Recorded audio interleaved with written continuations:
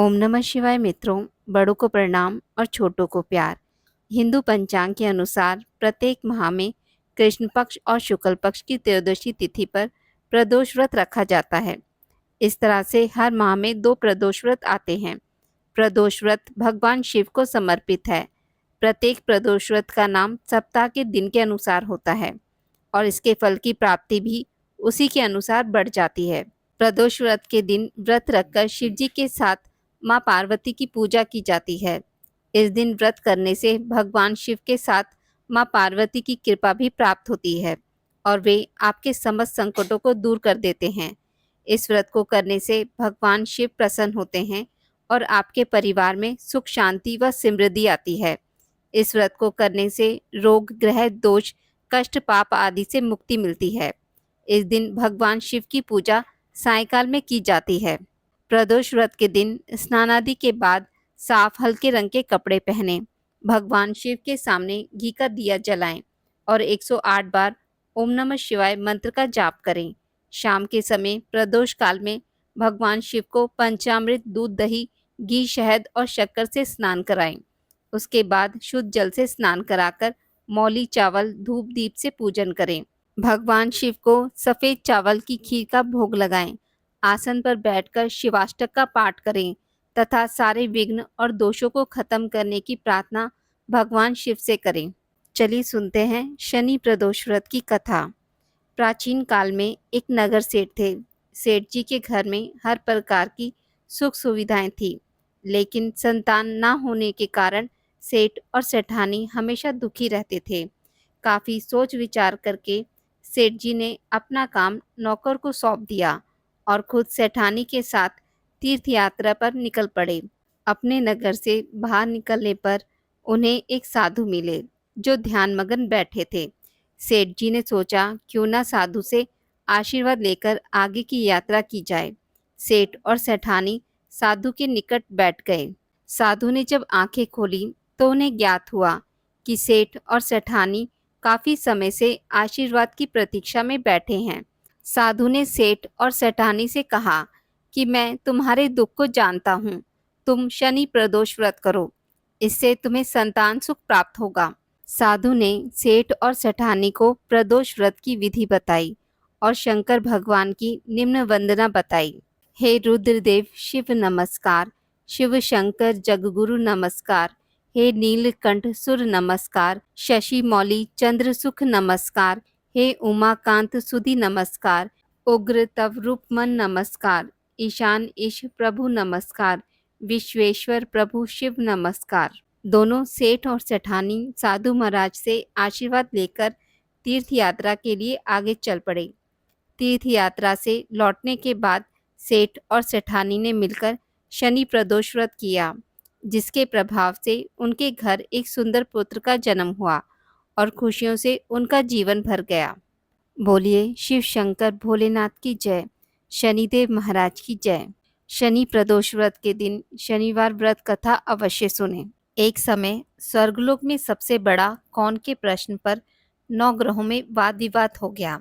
विवाद इतना बड़ा कि परस्पर युद्ध की स्थिति बन गई। निर्णय के लिए सभी देवता देवराज इंद्र के पास पहुँचे और बोले, हे देवराज, आपको निर्णय करना होगा कि हम में से सबसे बड़ा कौन है। देवताओं का प्रश्न सुनकर देवराज इंद्र उलझन में पड़ गए। इंद्र बोले, मैं इस प्रश्न का उत्तर देने में असमर्थ हूँ। हम सब पृथ्वी लोक में उज्जैनी नगरी में राजा विक्रमादित्य के पास चलते हैं। देवराज इंद्र सहित सभी देवता उज्जैनी नगरी पहुँचे। महल में पहुंचकर जब देवताओं ने उनसे अपना प्रश्न पूछा तो राजा विक्रमादित्य भी कुछ देर के लिए परेशान हो उठे, क्योंकि सभी देवता अपनी अपनी शक्तियों के कारण महान थे। किसी को भी छोटा या बड़ा कह देने से उनके क्रोध के प्रकोप से भयंकर हानि पहुंच सकती थी। अचानक राजा विक्रमादित्य को एक उपाय सूझा और उन्होंने विभिन्न धातुओं स्वर्ण रजत कांसा ताम्र सीसा रांगा जस्ता अभ्रक व लोहे के 9 आसन बनवाए। धातुओं के गुणों के अनुसार सभी आसनों को एक दूसरे के पीछे रखकर उन्होंने देवताओं को अपने अपने सिंहासनों पर बैठने को कहा। देवताओं के बैठने के बाद राजा विक्रमादित्य ने कहा, आपका निर्णय तो स्वयं हो गया है। जो सबसे पहले सिंहासन पर विराजमान है वही सबसे बड़ा है। राजा विक्रमादित्य के निर्णय को सुनकर शनिदेव सबसे पीछे आसन पर बैठने के कारण अपने को छोटा जानकर क्रोधित होकर कहा, राजा विक्रमादित्य, तुमने मुझे सबसे पीछे बैठाकर मेरा अपमान किया है। तुम मेरी शक्तियों से परिचित नहीं हो। मैं तुम्हारा सर्वनाश कर दूंगा। शनिदेव ने कहा, सूर्य एक राशि पर 1 महीने, चंद्रमा 2.25 महीने, मंगल 1.5 महीने रहते हैं, लेकिन मैं किसी राशि पर 7.5 वर्ष तक रहता हूँ। बड़े बड़े देवताओं को मैंने अपने प्रकोप से पीड़ित किया है। राम को 7.5 के कारण ही वन में जाकर रहना पड़ा और रावण को 7.5 के कारण ही युद्ध में मृत्यु का शिकार बनना पड़ा। राजा, अब तू भी मेरे प्रकोप से नहीं बच सकेगा। इसके बाद अन्य ग्रहों के देवता तो प्रसन्नता के साथ चले गए, परंतु शनिदेव बड़े क्रोध के साथ वहां से विदा हुए। राजा विक्रमादित्य पहले की तरह ही न्याय करते रहे। उनके राज्य में सभी स्त्री पुरुष बहुत आनंद से जीवन यापन कर रहे थे। कुछ दिन ऐसे ही बीत गए। उधर शनि देवता अपने अपमान को भूले नहीं थे। विक्रमादित्य से बदला लेने के लिए एक दिन शनि देव ने घोड़े के व्यापारी का रूप धारण किया और बहुत से घोड़ों के साथ उज्जैनी नगरी पहुंचे। राजा विक्रमादित्य ने राज्य में किसी घोड़े के व्यापारी के आने का समाचार सुना तो उन्होंने अश्वपाल को घोड़े खरीदने के लिए भेजा। घोड़े बहुत ही कीमती थे।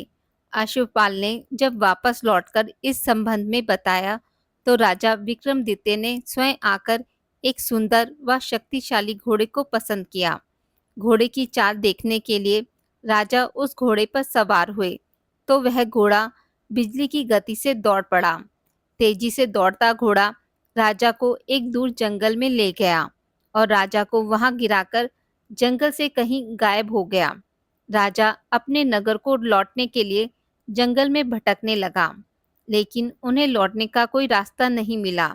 राजा को भूख प्यास लगाई। बहुत घूमने पर उसे एक चरवाहा मिला। राजा ने उससे पानी मांगा। पानी पीकर राजा ने उस चरवाहे को अपनी अंगूठी दे दी। फिर उससे रास्ता पूछकर वह जंगल से निकलकर पास के नगर में पहुंचा। राजा ने एक सेठ की दुकान पर बैठकर कुछ देर आराम किया। उस सेठ ने राजा से बातचीत की। राजा ने उसे बताया कि मैं उज्जैनी नगरी से आया हूँ। राजा के कुछ देर दुकान पर बैठने से सेठ जी की बहुत बिक्री हुई। सेठ ने राजा को बहुत भाग्यवान समझा और खुश होकर उसे अपने घर भोजन के लिए ले गया। सेठ के घर में सोने का एक हार खूंटी पर लटका हुआ था। राजा को उस कमरे में छोड़कर सेठ कुछ देर के लिए बाहर गया। तभी आश्चर्यजनक घटना घटी। राजा के देखते देखते सोने के उस हार को खूंटी निगल गई। सेठ ने कमरे में लौटकर हार को गायब देखा तो चोरी का संदेह राजा पर ही किया, क्योंकि उस कमरे में राजा ही अकेला बैठा था। सेठ ने अपने नौकर से कहा कि इस परदेसी को रस्सियों से बांधकर नगर के राजा के पास ले चलो। राजा ने विक्रमादित्य से हार के बारे में पूछा तो उसने बताया कि उसके देखते ही देखते खूंटी ने हार को निगल लिया था। इस पर राजा ने क्रोधित होकर चोरी करने के अपराध में विक्रमादित्य के हाथ पांव कटवाने का आदेश दिया। राजा के हाथ पांव काटकर उसे नगर की सड़क पर छोड़ दिया गया। कुछ दिन बाद एक तेली उसे उठाकर अपने घर ले गया और उसे अपने कोलू पर बैठा दिया। राजा आवाज देकर बैलों को हाँकता रहता। इस तरह तेली का बैल चलता रहा और राजा को भोजन मिलता रहा। शनि के प्रकोप की 7.5 पूरी होने पर वर्षा ऋतु प्रारंभ हुई। राजा विक्रमादित्य एक रात मेघ मल्हार गा रहा था कि तभी नगर के राजा की लड़की राजकुमारी मोहिनी रथ पर सवार उस तेली के घर के पास से गुजरी। उसने मेघ मल्हार सुना तो उसे बहुत अच्छा लगा और दासी को भेजकर गाने वाले को बुला लाने को कहा। दासी ने लौटकर राजकुमारी को अपंग राजा के बारे में सब कुछ बता दिया। राजकुमारी उसके मेघ मल्हार से बहुत मोहित हुई, अतः उसने सब कुछ जानकर भी अपंग राजा से विवाह करने का निश्चय कर लिया। राजकुमारी ने अपने माता पिता से जब यह बात कही तो वे हैरान रह गए। रानी ने मोहिनी को समझाया, बेटी तेरे भाग्य में तो किसी राजा की रानी होना लिखा है, फिर तू उस अपंग से विवाह करके अपने पांव पर कुल्हाड़ी क्यों मार रही है। राजकुमारी ने अपनी जिद नहीं छोड़ी। अपनी जिद पूरी करने के लिए उसने भोजन करना छोड़ दिया और प्राण त्याग देने का निश्चय कर लिया। आखिर राजा रानी को विवश होकर अपंग विक्रमादित्य से राजकुमारी का विवाह करना पड़ा। विवाह के बाद राजा विक्रमादित्य और राजकुमारी तेली के घर में रहने लगे। उसी रात स्वप्न में शनिदेव ने राजा से कहा, राजा तुमने मेरा प्रकोप देख लिया, मैंने तुम्हें अपने अपमान का दंड दिया है। राजा ने शनिदेव से क्षमा करने को कहा और प्रार्थना की, शनिदेव आपने जितना दुख मुझे दिया है अन्य किसी को ना देना। शनिदेव ने कुछ सोचकर कहा, राजा मैं तुम्हारी प्रार्थना स्वीकार करता हूँ। जो कोई स्त्री पुरुष मेरी पूजा करेगा, शनिवार को व्रत करके मेरी व्रत कथा सुनेगा, उस पर मेरी अनुकंपा बनी रहेगी। प्रातःकाल राजा विक्रमादित्य की नींद खुली तो अपने हाथ पांव देखकर राजा को बहुत खुशी हुई। उसने मन ही मन शनिदेव को प्रणाम किया। राजकुमारी भी राजा के हाथ पांव सही सलामत देखकर आश्चर्य में डूब गई। तब राजा विक्रमादित्य ने अपना परिचय देते हुए शनिदेव के प्रकोप की सारी कहानी सुनाई। सेठ को जब इस बात का पता चला तो दौड़ता हुआ तेली के घर पहुंचा और राजा के चरणों में गिरकर क्षमा मांगने लगा। राजा ने उसे क्षमा कर दिया, क्योंकि यह सब तो शनिदेव के प्रकोप के कारण हुआ था। सेठ राजा को अपने घर ले गया और उसे भोजन कराया। भोजन करते समय वहां एक आश्चर्यजनक घटना घटी। सबके देखते देखते उस खोटी ने हार उगल दिया। सेठ जी ने अपनी बेटी का विवाह भी राजा के साथ कर दिया और बहुत से स्वर्ण आभूषण धन आदि देकर राजा को विदा किया। राजा विक्रमादित्य राजकुमारी मोहिनी और सेठ की बेटी के साथ उज्जैनी नगरी पहुंचे तो नगरवासियों ने हर्ष से उनका स्वागत किया। अगले दिन राजा विक्रमादित्य ने पूरे राज्य में घोषणा कराई कि शनिदेव सब देवों में सर्वश्रेष्ठ हैं। प्रत्येक स्त्री पुरुष शनिवार को उनका व्रत करे और व्रत कथा अवश्य सुने। राजा विक्रमादित्य की घोषणा से शनिदेव बहुत प्रसन्न हुए। शनिवार का व्रत करके और व्रत कथा सुनने के कारण सभी लोगों की मनोकामनाएं शनिदेव की अनुकंपा से पूरी होने लगी। सभी लोग आनंद पूर्वक रहने लगे। बोलिए शनिदेव महाराज की जय हो। आज की इस वीडियो में बस इतना ही। मित्रों, अगर आपको मेरी वीडियोस पसंद आती हैं तो इसे लाइक और शेयर ज़रूर करें और पूजा पाठ से जुड़ी जानकारी के लिए मेरे चैनल को सब्सक्राइब करना ना भूलें। धन्यवाद।